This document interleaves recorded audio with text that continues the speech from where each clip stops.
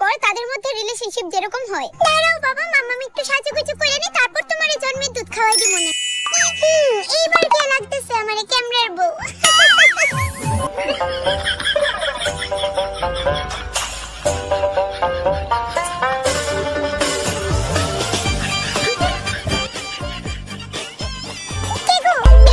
তুমি কি কিছু কইবা? ওই আমি সারাটা গড় ডেঙ্গারে খুঁজে লাইছি, একটু কুলে লইলাম, মানে খুঁজে পাইতেছি না। ডেঙ্গা তোমার সামনে।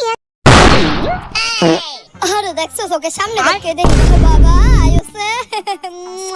আর একটা নো। আই নিজে কত নাটক করে। কি গো তুমি কিন্তু মনে করে লাঞ্চ বক্সটা লয়ে যাও, আমি একটু ডেঙ্গার লিগা দুধটা বানাই। তুমি বউ আমি বানাই আনতাছি। না না তোমার লেট হয়ে যাবে গো, অফিস যাইতে আমি বানাইতাছি তো। না ঠিক হয়ে আছে, মনে হয় আমার বউ আর আবুইতা লেগে এইটুকু করার অধিকার নাই।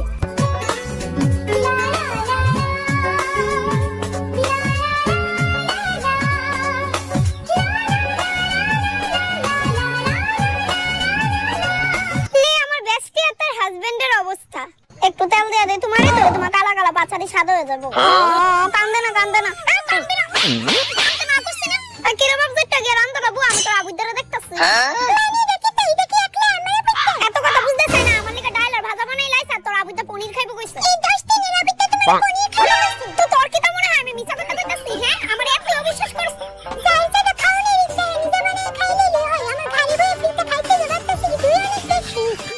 আমি তোর ঘরে বসে খাই না, ঠিক আছে নে তোর আবুই তো তুই রাখ।